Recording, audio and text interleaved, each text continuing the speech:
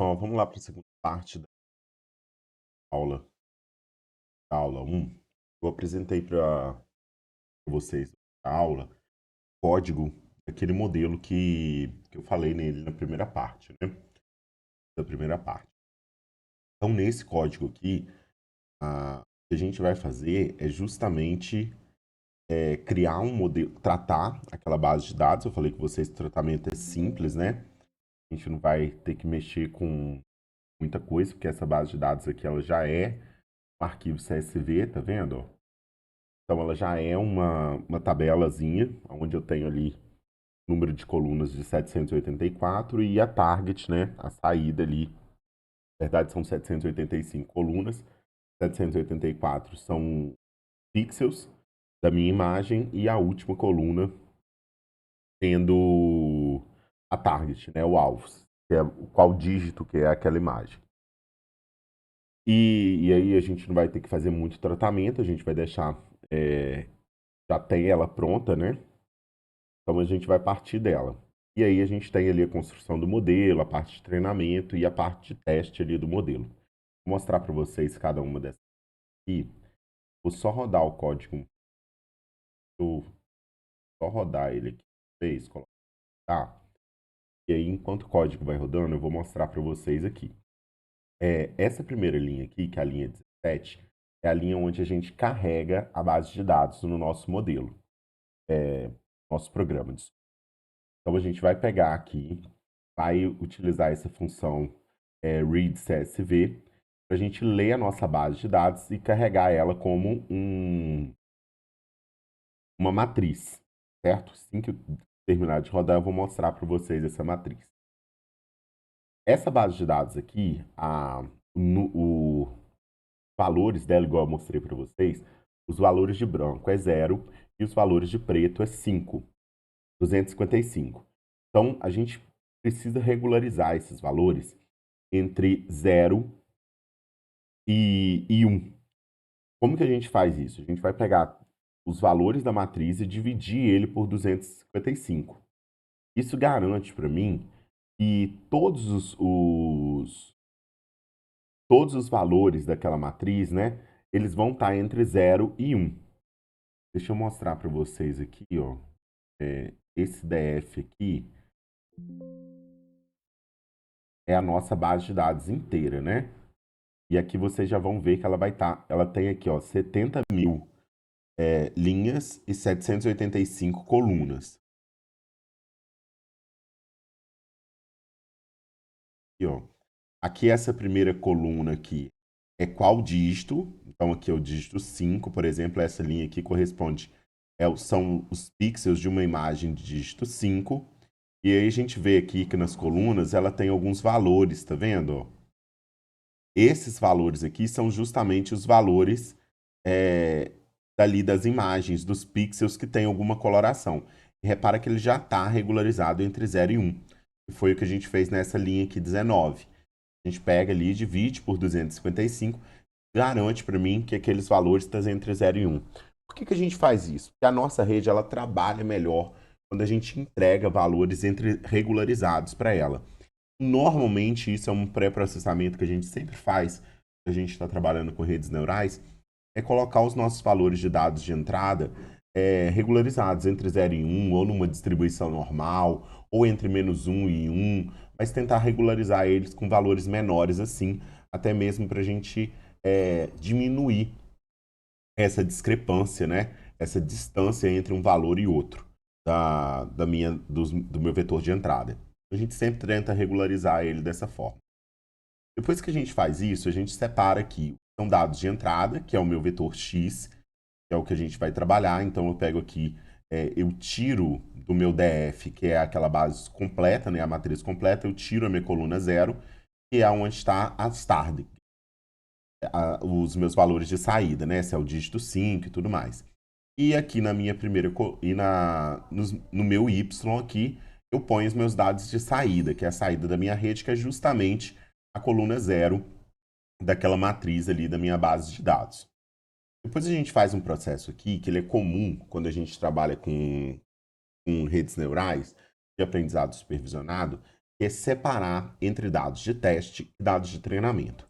Aqui a gente está separando aquelas matrizes ali, o X e o Y, entre as matrizes de treino, né, os dados de entrada que a gente vai utilizar no treino da rede, e os dados que a gente vai utilizar para testar a rede, para verificar se aquele modelo que a gente treinou, ele está ok.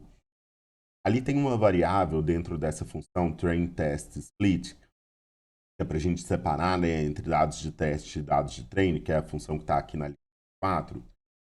Tem aqui uma variável, que é esse test size, que é o tamanho da minha base de teste. Então, normalmente a gente seta esse valor. Então, por exemplo, eu quero que daquele total ali de 70 mil imagens, eu quero que 20% daquele total, 0,2, vai ser separado para teste. E os outros 80% eu vou utilizar para treinar a minha rede. E a gente consegue ver aqui nas variáveis do lado, ó, que o meu x-teste ele tem 14 mil imagens. E o meu x-treinos ele vai treinar com 56 mil imagens. Tá vendo? Então a gente separa aqui. Esse valor normalmente a gente gira em torno de 0,2, 0,3. A gente pega aí outros trabalhos que trabalham até com mais do que 0,3, mas normalmente a gente separa aí numa proporção em torno de 20 a 30% da minha base de total para teste. Aqui, nessa próxima linha aqui, na linha 26, é justamente a construção do nosso modelo que eu falei que a gente iria utilizar, né? Que é o modelo da biblioteca Scikit-Learn. É uma rede neural e uma rede neural perceptron multicamadas para classificação. Aqui nesse modelo, a gente constrói ele através dessa função aqui, e aí a gente seta algumas coisas. Primeiro, esse solver aqui, que é o meu algoritmo de otimização do meu modelo, que é o algoritmo que a gente vai utilizar para treinar a minha rede. Aqui a gente vai estar utilizando o Adam. Lá, no slide, eu coloquei um link para essa biblioteca, para essa função, né, a página da documentação dessa função. E aí vocês podem ver que existem vários outros algoritmos que a gente pode utilizar. Isso é interessante porque a gente não sabe necessariamente se o Adam é o melhor. A gente pode fazer alguns testes e verificar qual algoritmo treina melhor essa rede com essas características de imagem de entrada e tudo mais. Isso é muito através de tentativa e erro. Normalmente a gente faz isso, né, através de tentativa e erro. Então isso é comum. Depois o próximo ali é o tamanho das minhas camadas. Essa rede ela vai ter duas camadas internas. Para esse construtor, né, dessa rede Perceptron para classificação, utilizando essa biblioteca, a gente não configura a rede de entrada e a rede de saída. Ela vai ser setada através dos dados que a gente vai entregando para o treinamento, para a função de treinamento. Então, no caso, para mim, a minha camada de entrada ela tem 784 neurônios, que é para cada um daqueles pixels. E a minha camada de saída ela vai ter 10 neurônios, que é para cada uma das classes, né, para cada um dos dígitos.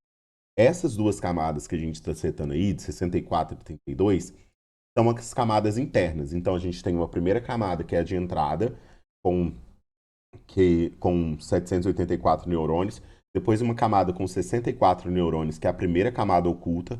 Depois, uma outra camada oculta com 32 neurônios. E a camada de saída com 10, certo? A entrada e saída, ela fica aí subentendida a partir da construção dos dados que eu passar para a minha função de treinamento. Então, você tem ali duas camadas. Se a gente quisesse colocar mais uma camada, era só incluir ali aqui no... Aqui eu colocaria aqui mais um valor, né? De número de neurônios. Duas camadas. Para esse problema, a gente vai ver que já está de bom tamanho. Se a gente melhorar, a gente pode até talvez tentar com uma camada só, mas vai cair um pouquinho a acurácia. Essa taxa de aprendizado aqui também é um valor que a gente pode alterar, mas o comum, o básico é esse valor aqui de 0,001.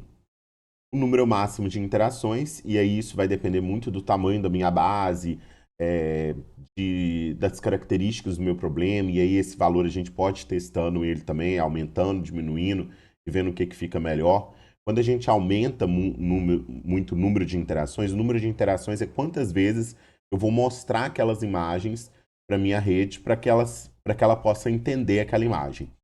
Então, esse número de interações, se ele for muito alto, eu posso gerar o que a gente chama de overfitting, que é quando a minha rede ela fica muito boa, mas só para os dados de teste. Quando eu apresento os dados de treinamento. Quando eu apresento os dados de teste, ela já começa a falhar um pouquinho, porque ela aprendeu demais só sobre aquilo. E ela não consegue generalizar, que é o que a gente fala, né? E extrapolar aquele conhecimento para imagens que ela não tinha visto antes. Então a gente tem que ir mexendo ali nesse valor aí de interações para a gente ajustar ali o que for melhor. A função de ativação, nesse caso, para esse construtor, as duas camadas têm a mesma função de ativação. E aí a gente usa aí o ReLU, que é uma função de ativação mais utilizada para quando a gente tem classificação. Existem outras, tem o sigmoide, tangente hiperbólica, e lá na documentação que eu falei com vocês, está o link lá no slide, vocês conseguem ver várias outras. Podem testar também, rodar esse código com outras funções de ativação e ver o que acontece.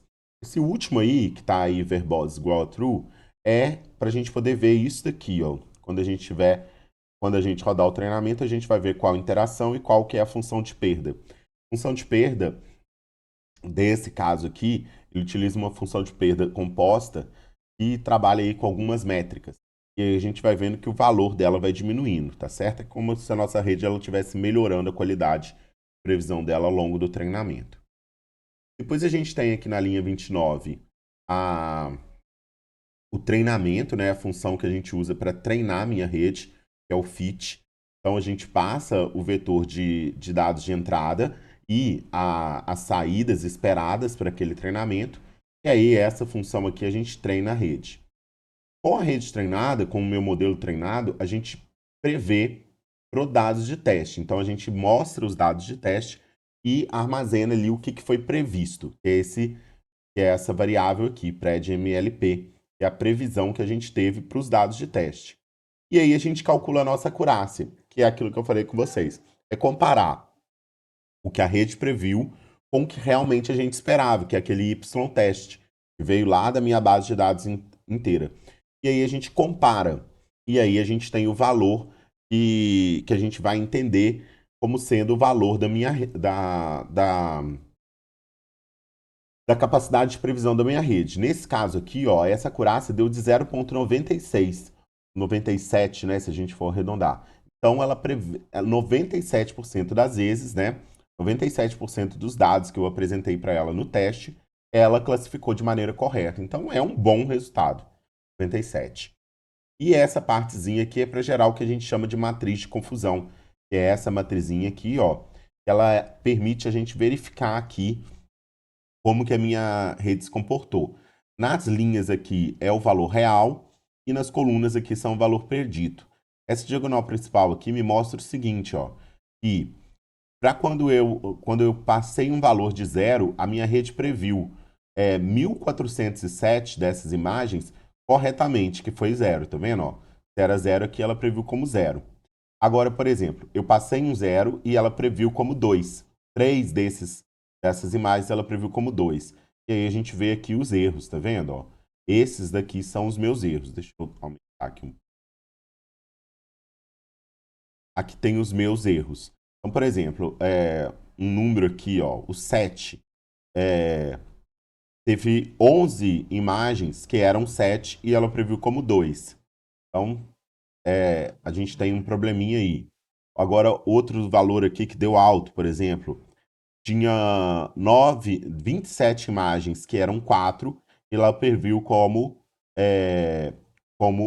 desculpa, são 27 imagens que eram 9 e ela previu como 4, a minha rede, né?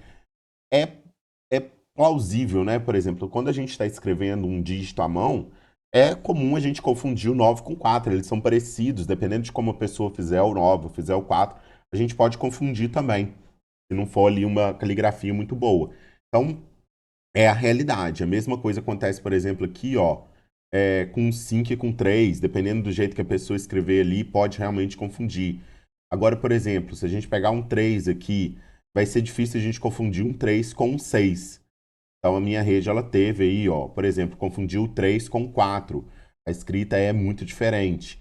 Então, fica aí muito próximo do que é a nossa realidade. Por exemplo, um 3 com um 8, ela errou aí 16 imagens, ela classificou que era 3, ela classificou como 8.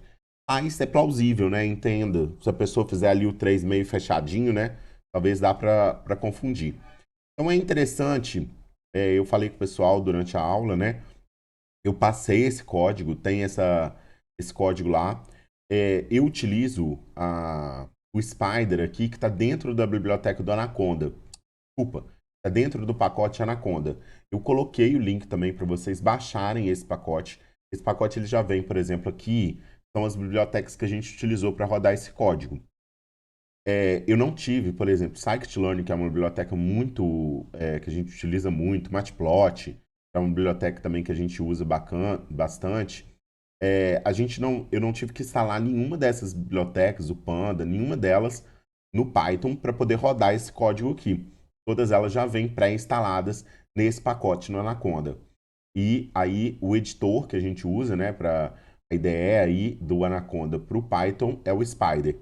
Vale a pena talvez pensar para quem está começando, principalmente, para não ter ali trabalho para instalar biblioteca, para fazer muita pesquisa, vale a pena talvez tentar instalar o Spider aí, que aí já vai conseguir rodar esses principais códigos, certo?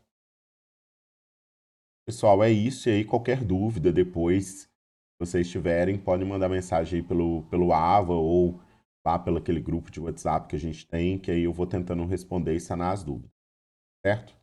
Até a próxima aula, gente.